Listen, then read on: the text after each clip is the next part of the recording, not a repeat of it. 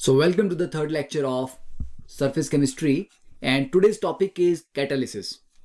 ठीक है, देखो कैटालिसिस का बेसिक आइडिया आपको केमिकल काइनेटिक्स से होगा कि किस तरह कैटलिस्ट एक alternate lower activation energy path provide करके रिएक्शन को स्पीड अप करते हैं. ठीक है, तो आपको पता ही है. तो बेसिकली जैसे KClO3 है, इसको अगर हम 653 से 873 केल्विन की रेंज में हीट करें तो ये डिकम्पोज होता है KCl+3O2 में. ओके, बट सेम रिएक्शन में अगर हम मैंगनीज डाइऑक्साइड MnO2 यूज करते हैं that acts as a catalyst, तो वो क्या करता है, जो टेम्परेचर की रिक्वायरमेंट है वो भी कम हो जाती है. ठीक है, तो 400 से 500 की रेंज में ये रिएक्शन हो जाएगा और ये रिलेटिवली फास्ट हो जाता है. तो इसका मतलब वो कि MnO2 क्या कर रहा है, यहां पे स्पीड को इंक्रीज कर रहा है. तो MnO2 acts as a catalyst. ठीक है, द टर्म कैटलिस्ट कहां से आया, बर्जीलियस ने 1836 में रियलाइज किया कि कुछ सब्सटेंस ऐसे हैं जो किसी रिएक्शन की स्पीड को बढ़ा देते हैं. ठीक है, पर उस रिएक्शन में खुद कंज्यूम नहीं होते. Eight the end of the reaction आपको यहां पर ये MnO2 जितना शुरुआत में लिया था उतना ही लास्ट में वापस मिल जाएगा. ठीक है, तो substances which can increase the rate of a reaction without being consumed during the reaction are called catalyst. Okay, अब he believed that the function of such a substance was to loosen the bonds which hold the atoms in a reactant molecule. कि catalyst actually करता क्या है, जैसे A और B के बीच में बॉन्ड है और रिएक्शन के लिए इस बॉन्ड को तोड़ना जरूरी है. वो क्या करेगा, A और B का बॉन्ड को लूज कर देगा, वीक कर देगा, जिससे ये बॉन्ड जल्दी टूटेगा तो ऑटोमेटिकली रिएक्शन फास्ट होगा. ठीक है, तो ये पॉइंट इंपॉर्टेंट है. ही believe that the function of such a substance was to loosen the bond which hold the atoms in a reacting molecule. इसीलिए उसने ये term the, the word catalysis. तो catalysis is cata plus lean. ठीक है, तो that is ऐसा substance जो bonds को बेसिकली वीक करके ब्रेक कर रहा है. ओके, तो कैटालिसिस को डिफाइन हमने कर दिया. ठीक है, you can just write it down if you want to. तो catalyst is defined as a substance which alters the rate of a chemical reaction without being chemically changed और consumed at the end of a reaction. अब catalyst generally दो type के होते हैं. हम तो बोलते हैं कि कैटलिस्ट हमेशा स्पीड को इंक्रीज करता है, but the correct word is it altars the rate of a reaction. ये इंक्रीज भी कर सकता है और डिक्रीज भी. तो कैटलिस्ट दो टाइप के हैं. One is positive catalyst. Positive catalyst क्या करते हैं, they increase the rate of reaction. ठीक है, और negative catalyst they decrease the rate of reaction. ठीक है, तो दो टाइप के कैटलिस्ट हो गए. पॉजिटिव जो रिएक्शन को स्पीड अप करते हैं और नेगेटिव कैटलिस्ट जो रिएक्शन को स्लो डाउन करते हैं. ठीक है, अब कैटलिस्ट के अलावा कुछ और भी टर्म्स हैं, जैसे कि यहां पर ये अगर हम रिएक्शन को देखें, द हेबर्स प्रोसेस. ठीक है, हेबर्स प्रोसेस कहां पढ़ा है हमने, अमोनिया की मैन्युफैक्चरिंग के लिए केमिकल इक्विलिब्रियम में भी पढ़ा था. तो N2 gases plus 3H2 gases iron plus molybdenum की प्रेजेंस में NH3 में कन्वर्ट होता है. ठीक है, साथ में हाई टेम्परेचर प्रेशर भी चाहिए होता है यहाँ पे. ओके, तो दिस इज द रिएक्शन. अब यहाँ पे ये जो आयरन और मॉलिब्डेनम है ये क्या क्या है. ठीक है, तो उसके लिए पहले देखते हैं हम टू मोर डेफिनेशंस, प्रोमोटर्स और पॉइजन्स. देखो, प्रोमोटर का काम क्या होता है, प्रमोट करना कैटलिस्ट को.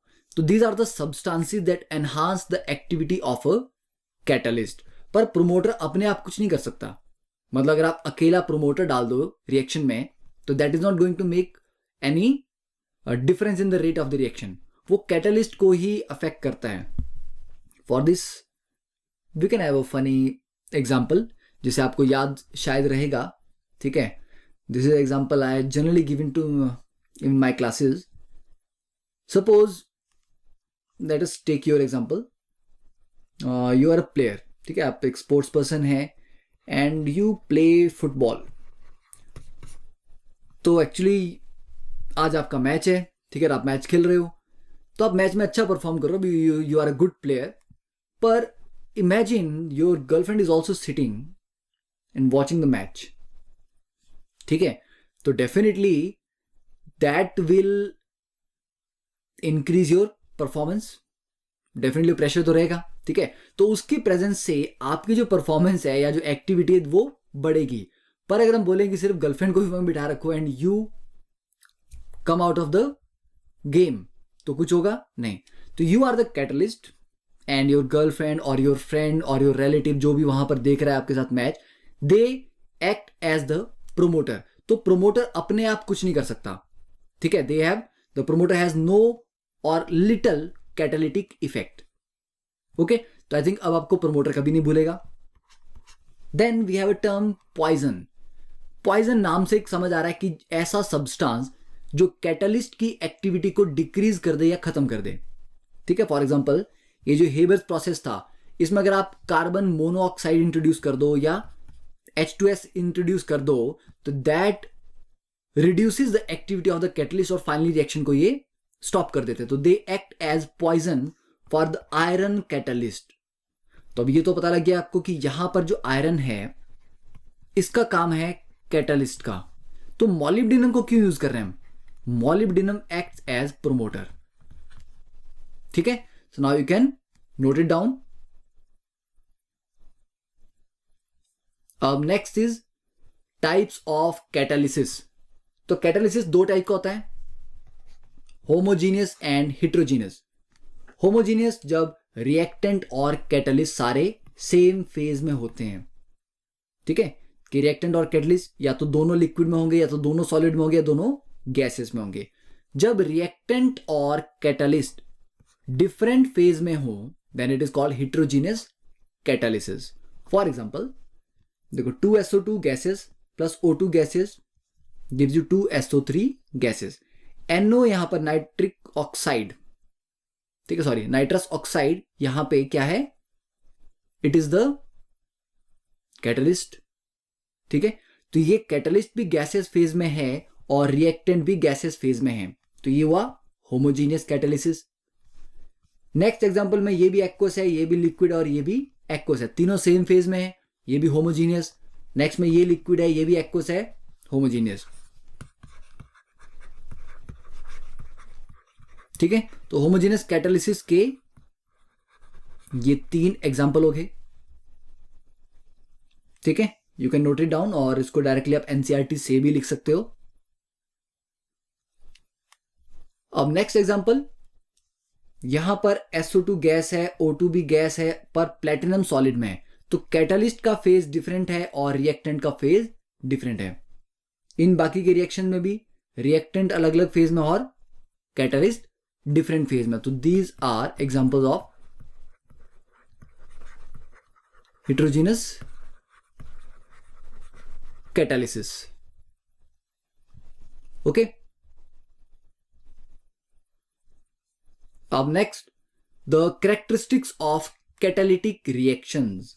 तो catalytic reactions क्या क्या होते हैं? पहली बात, a catalyst remains unchanged. तो अगर आपने 10 ग्राम catalyst लिया है तो at the end of the reaction आपको पूरे 10 ग्राम वापस मिलेंगे।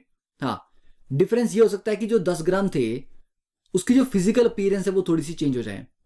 आपने पाउडर्ड फॉर्म में डाला था, वो थोड़ा सा डिफरेंट फॉर्म में बाहर निकला है।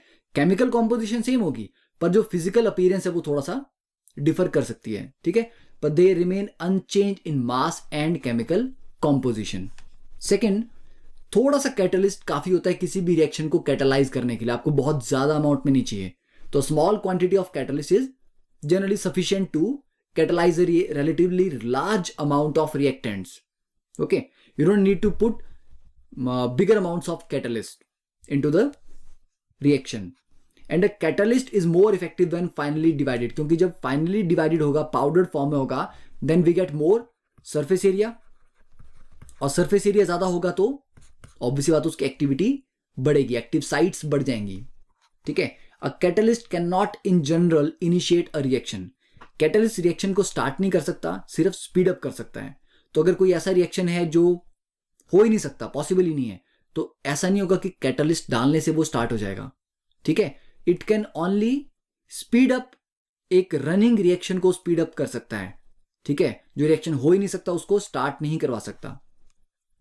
ओके, तो फर्स्ट ऑफ ऑल इतने पॉइंट्स नोट डाउन करो।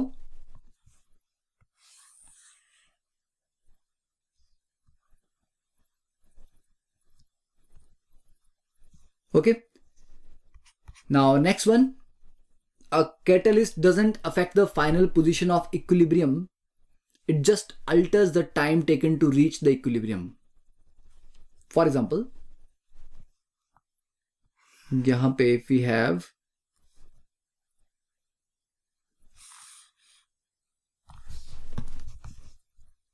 ठीक है, तो ये रिएक्शन है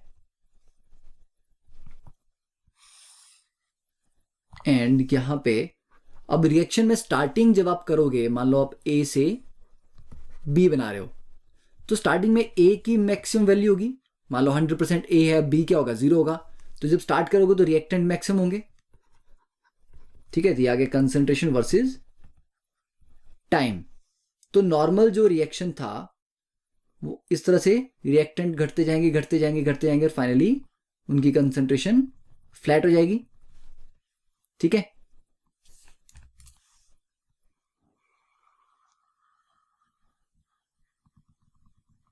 something like this, the drawing is difficult, ठीक है, ये हो गया। तो रिएक्टेंट की कंसंट्रेशन जो था, और इसको लिखते हैं रिएक्टेंट, तो रिएक्टेंट की कंसंट्रेशन टाइम के साथ डिक्रीज कर रही है और फाइनली ये फिर कांस्टेंट हो जाती है और इक्विलिब्रियम आ गया। प्रोडक्ट 0 से स्टार्ट होगा, प्रोडक्ट 0 से बढ़ता बढ़ता धीरे धीरे धीरे इंक्रीज करेगा और फाइनली इसके बराबर आ जाएगा, ठीक है। तो पहला पॉइंट तो ये है कि क्या जरूरी है कि रिएक्टेंट और प्रोडक्ट दोनों की कंसंट्रेशन बराबर हो? नहीं, ऐसा कोई जरूरी नहीं है, ठीक है। ये दोनों बराबर तब होते हैं जब हम रेट ऑफ रिएक्शन की बात कर रहे हैं, ठीक है। क्या at equilibrium rate of forward reaction is equal to rate of backward reaction, okay. तो कंसंट्रेशन का graph finally parallel to X axis हो जाता है, बट ऐसा कोई वो नहीं है कि रिएक्टेंट और प्रोडक्ट दोनों की कंसंट्रेशन बराबर होनी चाहिए, ठीक है। तो अगर हमें ये ग्राफ प्लॉट करना है तो बेटर रहेगा कि हम कंसंट्रेशन की जगह क्या लिखेंगे, रेट। तो इक्विलिब्रियम पे rate of forward reaction is equal to rate of backward, तो ये फिर concentration of reactant and product नहीं आएगा, ये आएगा रेट ऑफ फॉरवर्ड रिएक्शन, ठीक है, और ये आ जाएगा रेट ऑफ बैकवर्ड रिएक्शन। तो बिना कैटलिस्ट के रिएक्शन ऐसे जा रहा था, जब आपने कैटलिस्ट डाला तो रिएक्शन फास्ट हो गया। तो देखो पहले इक्विलिब्रियम आया इतनी देर के बाद, अब क्या होगा, इक्विलिब्रियम थोड़ा पहले आ जाएगा, ठीक है, मान लो ऐसा है, और ये रिएक्शन भी यहां से फास्ट हो गया, तो दोनों रिएक्शन फास्ट हो गए, तो इक्विलिब्रियम अब इस टाइम पे आ गया, मतलब पहले आ गया, ठीक है।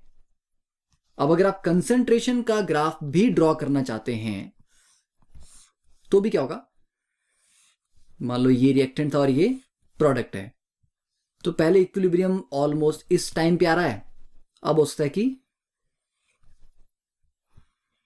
कुछ ऐसा हो जाए, ठीक है, पर कंसंट्रेशन जो इक्विलिब्रियम की है वो उतनी ही रहेंगी, कंसंट्रेशन चेंज नहीं होगी, okay.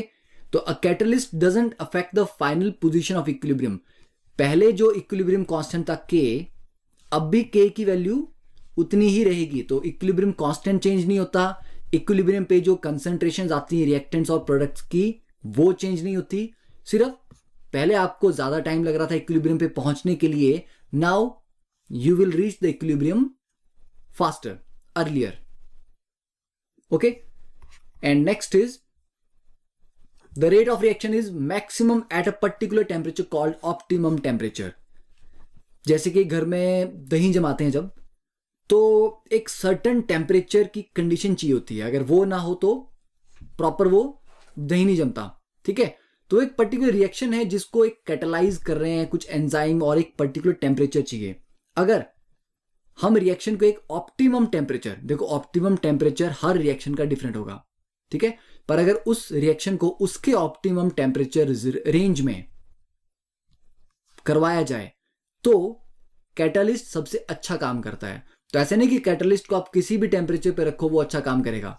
There is a particular range of temperature, उसमें कैटलिस्ट का काम सबसे इफेक्टिव होता है, ठीक है। तो these were the characteristics of catalyst.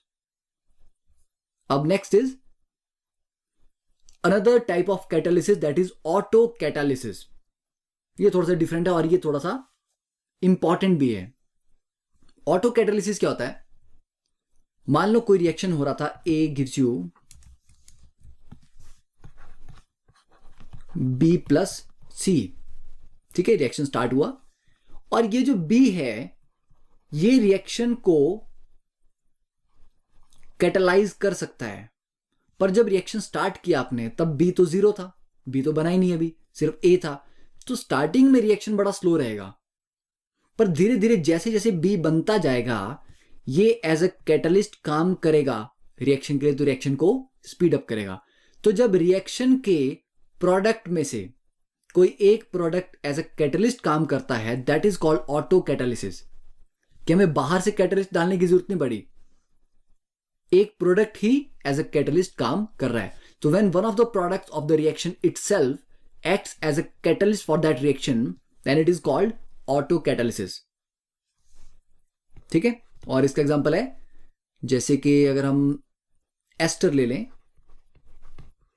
CH3COOET, तो एस्टर का जो हाइड्रोलिसिस है वो एसिडिक मीडियम में करवाते हैं हम, ठीक है, और इसका जो प्रोडक्ट बनता है वो भी क्या बनता है, ये बन रहा है एसिटिक एसिड प्लस इथेनॉल। तो इस रिएक्शन को एसिडिक मीडियम कैटालाइज करता है, पर आपका ये जो एसिटिक एसिड बन रहा है ये भी तो एसिड है, तो ये एज अ ऑटो कैटालिस्ट काम कर जाएगा। तो जैसे जैसे एसिटिक एसिड बनता जाएगा रिएक्शन फास्ट होगा, ठीक है। तो reaction is slow in initial stages but rate increases sharply after some time, ठीक है। तो जैसे ही वो कैटालिसिस स्टार्ट हो जाएगा रेट शार्पली इंक्रीज करता है। एक और इसका एग्जांपल ले सकते हैं हम, KMnO4 plus 5H2C2O4 that is oxalic acid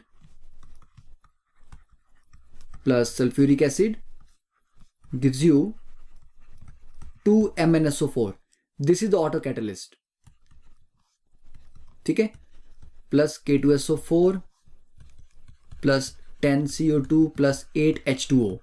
तो ये रिएक्शन इंपॉर्टेंट है, कभी एग्जाम में आ सकता है, कुछ एग्जाम में पहले पूछा भी हुआ है, ठीक है, कि KMnO4 plus H2C24 oxalic acid plus H2SO4 में जो MnSO4 बनता है ये ऑटो कैटालिस्ट की तरह काम करता है, ठीक है।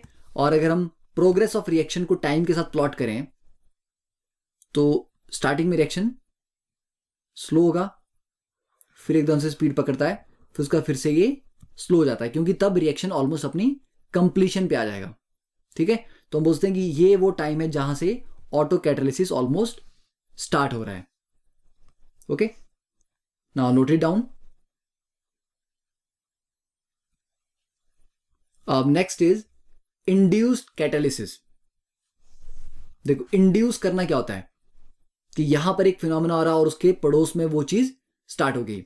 जैसे अगर आप एक जगह कहीं फायर जल रही है, इसके आसपास कोई भी चीज पड़ी होगी, कोई मेटेलिक ऑब्जेक्ट पड़ा है, तो वो हीटअप हो जाएगा, ठीक है, क्यों, इंड्यूस हो गई, ठीक है ना। यहां से जो हीट था वो इंडक्शन के थ्रू यहां तक पहुंच गया एनर्जी, ठीक है, तो एनर्जी ट्रांसफर हुआ। तो सिमिलर कॉन्सेप्ट यहां पर लगेगा इंड्यूस्ड कैटालिसिस में कि एक रिएक्शन के होने से दूसरा रिएक्शन कैटालाइज हो गया, ठीक है। तो when a chemical reaction enhances the rate of another chemical reaction, तो मान लो रिएक्शन हो रहा था A गिव्स यू B और एक और कोई रिएक्शन होगा C गिव्स यू D। अब ये जो C गिव्स यू D वाला रिएक्शन था, ये अपने आप हो ही नहीं रहा था, ये बहुत स्लो था, ठीक है।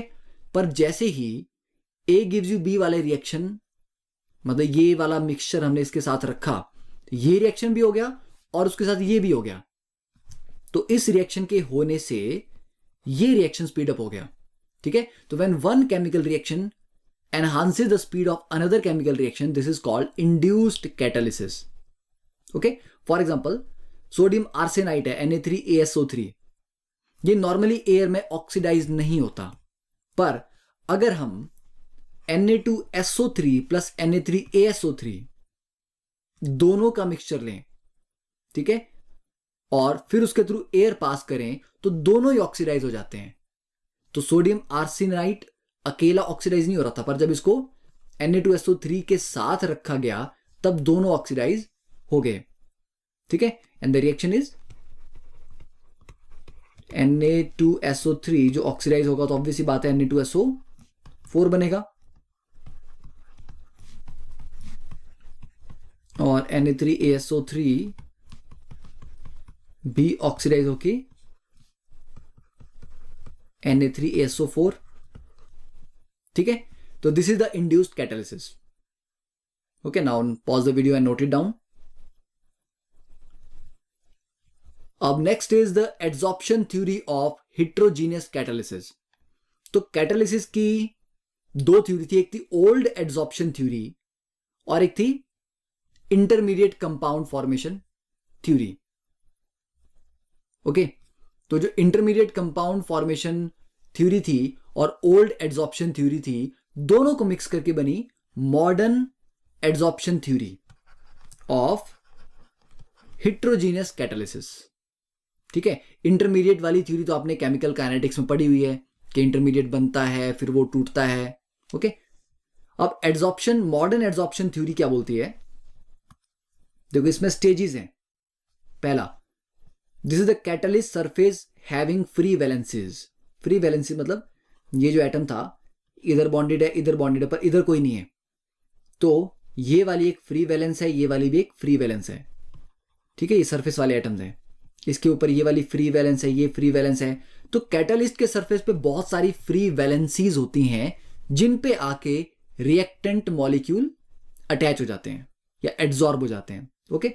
तो ये थे रिएक्टेंट मॉलिक्यूल ए और बी। तो ये सबसे पहले आके क्या हुए, ये आए नजदीक कैटालिस्ट के और धीरे धीरे उसके सरफेस पे एड्सॉर्ब हो गए, ठीक है। तो होगी एड्सॉर्प्शन ऑफ रिएक्टेंट मॉलिक्यूल। फिर एड्सॉर्ब होने के बाद ए और बी आपस में, अब क्योंकि क्लोज हो गए ना, अब ये एड्सॉर्ब हो चुके हैं यहां पे, तो एक दूसरे के काफी क्लोज हैं, अब इनके बीच में बॉन्डिंग स्टार्ट होगी, इनके बीच कंपाउंड बनेगा, ठीक है। तो इनके बीच में बॉन्ड बनना स्टार्ट हुआ, तो ए और बी के बीच बॉन्ड बन गया, पर अभी भी ये एड्सॉर्ब्ड ही है, तो इसको बोलेंगे हम इंटरमीडिएट। फिर फाइनली ये वाला बॉन्ड टूट जाएगा, ये वाला बॉन्ड भी टूटेगा और ए बी बाहर निकल जाएगा प्रोडक्ट, और फिर दूर चला जाएगा। फिर नए रिएक्टेंट्स आएंगे, एड्सॉर्ब होंगे, फिर आपस में बॉन्ड बनाएंगे, फिर इंटरमीडिएट बनेगा, फिर बॉन्ड टूटेंगे, फिर डिसॉल्व होके बाहर चले जाएंगे। तो बहुत सिंपल सी थ्योरी है। तो this is the modern adsorption theory of heterogeneous catalysis, ठीक है। इसके पॉइंट्स अगर मेंशन करने हैं तो देखो, first point, diffusion of reactant to the surface of catalyst, मतलब reactant will approach the catalyst, पहले उसके नजदीक आएंगे, ठीक है, डिफ्यूज होके। फिर adsorption of reactant molecules on the surface of catalyst, फिर एड्सॉर्ब हो गए। Third, occurrence of chemical reaction on the surface of catalyst, फिर रिएक्टेंट्स मॉलिक्यूल्स के बीच में या जो एटम्स थे उनके बीच में रिएक्शन हुआ, केमिकल रिएक्शन, जिससे कि इंटरमीडिएट बना। फिर फाइनली बॉन्ड टूटेंगे और वो डिसॉल्व हो जाएगा जो रिएक्शन का प्रोडक्ट था, ठीक है। और फिर वो diffusion of product molecule away from the catalyst surface, तो डिसॉल्व करके बाहर निकले, फिर दूर चले गए, मतलब आसपास के जो एरिया था वो क्लियर कर दिया, फिर नए मॉलिक्यूल्स आए, ठीक है। तो these are the 5 points of modern adsorption theory, okay, note it down. Then next come the important features of solid catalyst. तो इसको लिखना नहीं है, इसको डायरेक्टली आप एनसीईआरटी से ही पढ़ो। इवन ये पूरा चैप्टर जो है हम सारा डायरेक्टली एनसीईआरटी से ही पढ़ा रहे हैं, क्योंकि ये थ्योरी बेस्ड टॉपिक है, और इसमें उतनी ही थ्योरी सफिशिएंट है जितनी एनसीईआरटी में दी है, चाहे आप जेई के लिए प्रिपेयर कर रहे हैं या नीट के लिए। ठीक है, एनसीईआरटी से ज़्यादा बाहर जाने की ज़रूरत सिर्फ जेई एडवांस लेवल के लिए हो सकती है। ठीक है, नॉर्मल जेई और नीट के लिए बिल्कुल भी बाहर जाने की जरूरत नहीं है। ठीक है, तो you can note it down from the NCERT, first just understand it. तो सॉलिड कैटलिस्ट के लिए एक वर्ड आ गया एक्टिविटी। एक्टिविटी हुआ कि वो कितना अच्छे से काम कर रहा है, कितना फास्ट काम कर पा रहा है, एफिशिएंसी उसकी कितनी है। ठीक है, तो this activity of a catalyst depends upon the strength of chemisorption to a large extent. ठीक है, कि वो कितने अच्छे से रिएक्टेंट मॉलिक्यूल्स को एड्सॉर्ब कर पा रहा है। अब दो चीजें हैं, ऐसा भी नहीं होना चाहिए कि जो एड्सॉर्प्शन हो रही है वो बहुत स्ट्रांग हो। ठीक है, क्योंकि अगर सरफेस पे रिएक्टेंट स्ट्रांगली एड्सॉर्ब हो गया तो फिर बाहर निकालना मुश्किल हो जाएगा, डिसॉर्प्शन। ओके, तो the reactants must get adsorbed reasonably strongly. तो स्ट्रांग होना चाहिए पर बहुत स्ट्रांग भी नहीं होना चाहिए। ठीक है, तो however they must not get adsorbed so strongly that they are immobilized and other reactants are left with no space। तो अगर बहुत स्ट्रांग बॉन्डिंग होगी एड्सॉर्प्शन में तो ये बाहर निकलेंगे नहीं और नए रिएक्टेंट्स नहीं आ पाएंगे। ठीक है, now it has been found that for the hydrogenation reaction the catalytic activity increases from group 5 to group 11 metals with maximum activity being shown by the group 7 to 9 elements of the periodic table। जब आपको hydrogenation करवानी है तो metal catalyst generally हम use करते हैं। ठीक है, तो एक्टिविटी जो वो अलॉन्ग द पीरियड मतलब इन पीरियोडिक टेबल भी वेरी करती है। डिफरेंट डिफरेंट ग्रुप्स के जो मेटल्स हैं उनकी एक्टिविटी डिफरेंट होगी। ठीक है, तो इसका मेन क्या था, मॉरल ऑफ द स्टोरी क्या है कि एक्टिविटी इस पे डिपेंड करती है कि कितनी अच्छी एड्सॉर्प्शन हुई, but the adsorption shouldn't be very weak, it shouldn't be very strong. क्योंकि बहुत वीक होगी तो प्रॉपर से एक्टिविटी उसकी अच्छे से काम नहीं कर पाएगा कैटलिस्ट। बहुत स्ट्रांग अगर एड्सॉर्प्शन होगी तो डिसऑर्प्शन नहीं हो पाएगी। Second is selectivity. सिलेक्टिविटी का क्या होता है, it is the ability of a catalyst to direct a particular reaction. मतलब एक पर्टिकुलर जो कैटलिस्ट है वो एक पर्टिकुलर तरह के रिएक्शन को कैटलाइज करेगा। जैसे कि यहां पर भी कार्बन मोनोऑक्साइड प्लस H2, यहां भी CO प्लस H2, यहां भी CO प्लस H2, तीनों में रिएक्टेंट एक है। यहां पर निकल कैटलिस्ट है, यहां पर copper in presence of ZnO, यहां पर कॉपर। तीनों केसेस में प्रोडक्ट डिफरेंट बने। ठीक है, रिएक्टेंट तो सेम था, तो मतलब निकल की जो एबिलिटी है इस रिएक्टेंट के साथ इसको कैटलाइज करने की वो डिफरेंट है। इस कैटलिस्ट की डिफरेंट है, इस कैटलिस्ट की डिफरेंट है। ठीक है, तो we can get different products even when we have the same reactant material but different catalyst. Okay, तो हम बोल सकते हैं कि action of a catalyst is highly selective. जो काम निकल करेगा वो ये नहीं कर पाएगा, जो काम ये कर पाएगा वो निकल या कॉपर नहीं कर पाएंगे। तो हर एक कैटलिस्ट का अपना एक सेलेक्टिव काम है। ठीक है, समझ आ गया।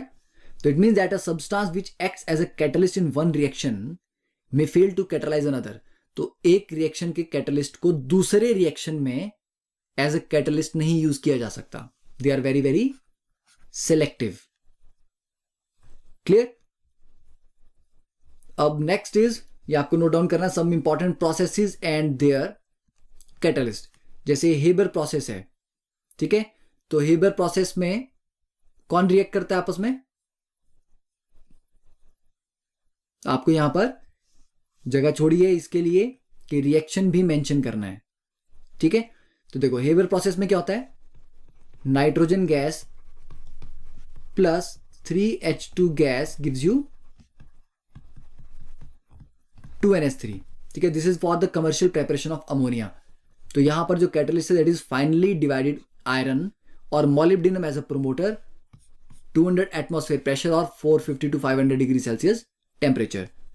Second is Ostwald process for nitric acid. देखो इसमें क्या होता है, फर्स्ट हमारे पास है अमोनिया प्लस O2 जिससे बनता है nitric oxide NO plus 6H2O, ठीक है। फिर ये जो NO बना ये फर्दर ऑक्सीडाइज होगा O2 की प्रेजेंस में और ये बनाएगा NO2 एंड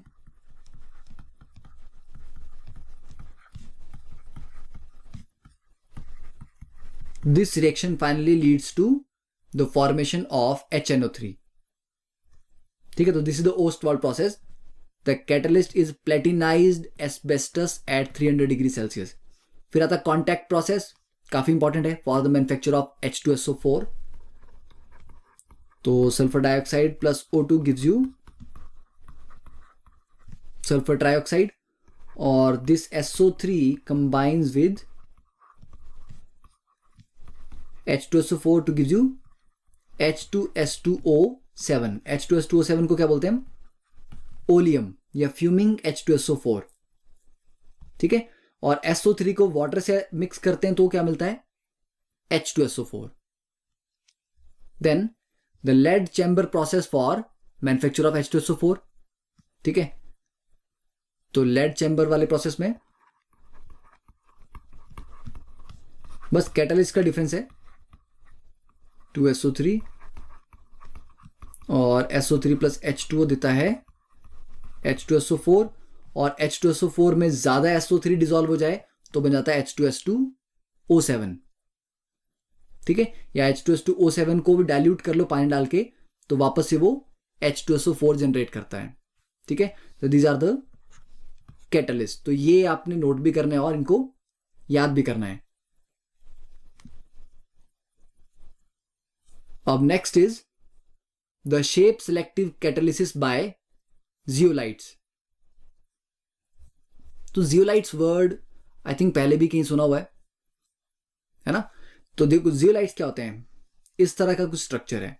इस स्ट्रक्चर में बीच में ये जो एम्प्टी स्पेसिस हैं, दीज आर द पोर्स, ठीक है। इन पोर्स का जो साइज है वो बड़ा फिक्स होता है, एक पर्टिकुलर शेप होती है, साइज होता है, जिसमें एक पर्टिकुलर रिएक्टेंट ही फिक्स हो पाएगा। अगर ज्यादा बड़ा होगा तो भी फिक्स नहीं होगा, छोटा होगा तो भी फिक्स नहीं होगा, ठीक है। तो these pores are of a particular shape and size so that the reactant molecules having a particular shape can fit into these catalyst, इसलिए इनको बोलते हैं शेप सेलेक्टिव। एक सेलेक्टिव शेप वाले को ही ये अलाउ करते हैं कैटलिस्ट में पार्टिसिपेट करने के लिए। तो the catalytic reaction that depends on the pore structure of the catalyst and the size of reactant and the product molecule is called shape selective catalysis, ठीक है। तो ऐसा कैटालिसिस जो किस पे डिपेंड कर रहा हो कि कैटालिस्ट के ऊपर जो पोर्स हैं उनका स्ट्रक्चर कैसा है, उनका साइज कैसा है, और रिएक्टेंट के मॉलिक्यूल का साइज, प्रोडक्ट के मॉलिक्यूल का साइज क्या है। तो जो साइज और शेप पे डिपेंड करते हैं that is shape selective catalysis. Zeolites are actually microporous aluminosilicates, ठीक है। तो ये सिलिकेट्स होते हैं जिनमें कुछ साइट्स पे एल्यूमिनियम एटम प्रेजेंट है। तो दीज आर माइक्रोपोरस एल्यूमिनोसिलिकेट्स जिनका हनी कॉम्ब लाइक स्ट्रक्चर होता है, ठीक है। ये जो हमने ऊपर डायग्राम देखा था, दिस इज द डायग्राम और the image of a zeolite. Then तो जियोलाइट सबसे ज्यादा कहां यूज होते हैं? They are use in the petrochemical industries for the cracking of hydrocarbon. Cracking mean long chain hydrocarbon को शॉर्ट चेन हाइड्रोकार्बन में convert करना और इवन उनके आइसोमराइजेशन करना, मीन्स आइसोमर्स में कन्वर्ट करना। फॉर एग्जाम्पल ZSM5 ये अल्कोहल को डायरेक्टली गैसोलीन में कन्वर्ट करता है, ठीक है। This is the shape of और द इमेज फॉर ZSM5। तो जियोलाइट्स क्या है ये क्वेश्चन आ सकता है, ZSM5 के बारे में क्वेश्चन आ सकता है, शेप सेलेक्टिव कैटालिसिस क्या होता है इसके बारे में क्वेश्चन आ सकता है, ठीक है। तो now pause the video, note it down. Next is the enzyme catalysis. देखो एंजाइम कैटालिसिस, तो एंजाइम सबसे ज्यादा कहां हमने सुना है, कहां काम करते हैं? लिविंग ऑर्गेनिजम्स में, ठीक है। तो enzymes are basically complex nitrogenous organic compound जो लिविंग प्लांट्स एनिमल्स में बनते हैं। तो हमारी बॉडी में जो रिएक्शंस हो रहे हैं, बहुत सारे रिएक्शंस हो रहे हैं, they are basically catalysed by different different enzymes. ठीक है, अब enzymes are actually protein molecules, nitrogenous है, नाइट्रोजिनस का मतलब they are protein molecules with a high molecular mass and they form colloidal solution in water. Colloidal solution हम थोड़ी देर में पढ़ेंगे, may be in the next lecture we will discuss के colloidal solutions क्या होते हैं। देन अब ये जो एंजाइम्स है ये सबसे ज्यादा बायोकेमिकल रिएक्शंस को कैटलाइज करते हैं और बहुत अच्छे से कैटलाइज करते हैं, इसलिए इनको बायोकेमिकल कैटालिस्ट भी बोलते हैं। Now this is a good point, ये एज अ क्वेश्चन पूछा जा चुका है कुछ कॉम्पिटिटिव एग्जाम्स में कि कैटालिस्ट को और क्या बोल सकते हैं हम, सॉरी एंजाइम्स को क्या बोल सकते हैं हम, बायोकेमिकल कैटालिस्ट। ठीक है, then this is a table कि कौन सा एंजाइम किस सोर्स से मिलता है और किस रिएक्शन को कैटलाइज करता है। ठीक है, तो जस्ट नोट इट डाउन, और ये टेबल तो याद भी करना है आपको। And next is the characteristics of enzyme catalysis. First thing, most highly efficient, जितने अच्छे से एंजाइम कैटलाइज करते हैं रिएक्शंस को, उतने बाकी रिएक्शन या बाकी कैटलिस्ट नहीं कर पाते। ठीक है, तो ये इतने एफिशिएंट हैं कि हमें सिर्फ एक अगर एंजाइम का मॉलिक्यूल है तो इवन वो 1 मिलियन मॉलिक्यूल्स ऑफ रिएक्टेंट्स को पर मिनट ट्रांसफॉर्म कर देता है। ठीक है, तो 1 enzyme molecule for 1 million reactant molecule, वो भी पर मिनट। ठीक है, तो इसलिए इनकी एफिशिएंसी बहुत हाई होती है। फिर they are very specific in nature कि एक जो एंजाइम है वो एक पर्टिकुलर रिएक्शन के लिए बना हुआ है, आप उसको किसी और रिएक्शन को कैटलाइज करवाने के लिए यूज नहीं कर सकते। ठीक है, तो बिल्कुल स्पेसिफिक काम करते हैं, जिसका जो काम है वो वही करेगा। Highly active under optimum temperature, जैसे कि दही जमाने वाली बात की थी, तो एक पर्टिकुलर टेम्परेचर में ही वो एंजाइम सबसे ज्यादा एक्टिव रहते हैं। तो जनरली वो टेम्परेचर होता है 298 से 310 केल्विन। इसमें रहेंगे तो एंजाइम बहुत अच्छा काम करेंगे, अदरवाइज अच्छा काम नहीं करते। And actually this happens to be the temperature range for our body. हमारी बॉडी इस टेम्परेचर रेंज में जनरली रहती है। Then highly active under optimum pH, बहुत एसिडिक भी नहीं चाहिए, बहुत बेसिक भी नहीं चाहिए। ठीक है, क्लोज टू 5 to 7 की रेंज में। ठीक है, then better activity in presence of activators. हाँ, अगर इनमें भी हम एक्टिवेटर डाल दें, को एंजाइम डाल दें, तो इनकी एक्टिविटी और बढ़ जाती है। एक्टिवेटर क्या होते हैं जनरली, मेटल आयंस, जैसे Na पॉजिटिव है, मैंगनीज 2 पॉजिटिव, कोबाल्ट 2 पॉजिटिव। ठीक है, तो ये जो मेटल आयंस हैं ये एंजाइम मॉलिक्यूल्स के साथ वीकली बॉन्ड कर बना देते हैं और उससे इनकी कैटालिटिक एक्टिविटी बढ़ जाती है। Okay, and then they are also influenced by inhibitors. तो आप इनहिबिटर्स डाल के रिएक्शन को स्लो डाउन कर सकते हो, स्टॉप कर सकते हो, पॉइजन डाल के रिएक्शन को स्टॉप कर सकते हो। ठीक है, तो काफी जो हम दवाइयां लेते हैं, ड्रग्स लेते हैं, वो बेसिकली क्या करते हैं, वो कई बार हमारे बॉडी के अंदर कुछ एंजाइम रिएक्शंस को स्टॉप कर देते हैं। ठीक है, तो these are the characteristics. Now next is the mechanism of enzyme catalysis, के होता कैसे है। तो जो एंजाइम्स हैं वो लॉन्ग चेन या हाई मॉलिक्यूलर मास प्रोटीन्स हैं बेसिकली। ठीक है, तो उनके सरफेस पे काफी एक्टिव साइट्स होती हैं। ओके, जिनको कैविटीज भी बोलते हैं, कैविटीज या एक्टिव साइट्स होती हैं। ठीक है, इन साइट्स की पर्टिकुलर शेप होती है और इन पे एक्टिव ग्रुप्स होते हैं, जैसे NH2 ग्रुप है, कार्बोक्सिल ग्रुप है, SH है, थायोल और OH हाइड्रोक्सी। तो पर्टिकुलर शेप के होते हैं और इनके ऊपर कुछ एक्टिव ग्रुप्स प्रेजेंट होते हैं। अब जब रिएक्टेंट आएगा तो वो इन कैविटीज में फिट होगा, और कैसे होगा, जिस शेप की कैविटी है उसके कॉम्प्लीमेंट्री शेप का रिएक्टेंट मॉलिक्यूल होता है। जैसे लॉक एंड की है। ठीक है, अब जैसे ये लॉक था तो इस शेप में एक पर्टिकुलर की ही फिट हो सकती है, बाकी कीज फिट नहीं होंगी। इसका मतलब हुआ ये एंजाइम एक पर्टिकुलर रिएक्टेंट के साथ ही कंबाइन करेगा। ठीक है, इसलिए ये बहुत स्पेसिफिक होते हैं अपने काम में। ठीक है, तो रिएक्टेंट मॉलिक्यूल्स आते हैं और इन कैविटीज या एक्टिव साइट्स के ऊपर फिट हो जाते हैं, जैसे कि की लॉक में फिट होती है। फिर क्या हो गया, जब दोनों फिट हो गए तो एक एक्टिवेटेड कॉम्प्लेक्स बन गया। फाइनली वो एक्टिवेटेड कॉम्प्लेक्स टूटता है और प्रोडक्ट्स रिलीज कर देता है। Done. Now this is the diagram. तो ये आ गया आपका enzyme plus S means substrate means reactant. तो ये दोनों एक दूसरे में फिट हो गए, तो lock and key mechanism type का एंजाइम सबस्ट्रेट कॉम्प्लेक्स बन गया। अब इस कॉम्प्लेक्स में ये जो आपका रिएक्टेंट था एस, ये अपना रिएक्शन करेगा, प्रोडक्ट बनाएगा। ये टूट गया दो पार्ट्स में, ठीक है, और फिर ये डिसॉल्व हो गए, मतलब बाहर निकल गए, ठीक है। तो ये प्रोडक्ट अलग हो गया और एंजाइम वापस अलग हो गया। अब नया रिएक्टेंट आएगा, फिर फिक्स होगा, फिर कॉम्प्लेक्स बनेगा, फिर प्रोडक्ट बन के बाहर निकल जाएगा। तो this is the mechanism, lock and key mechanism. Clear? तो that completes our catalysis part. In the next lecture we will start from the colloidal solution, और वो सबसे ज्यादा इंपॉर्टेंट टॉपिक है इस पर्टिकुलर चैप्टर का, बिकॉज उसमें सबसे ज्यादा इंपॉर्टेंट जो कॉन्सेप्ट्स हैं वो उसमें एक्सप्लेन किए और वो सबसे लेंथी भी है, ठीक है। तो be prepared for the next lecture. Till then have a nice day.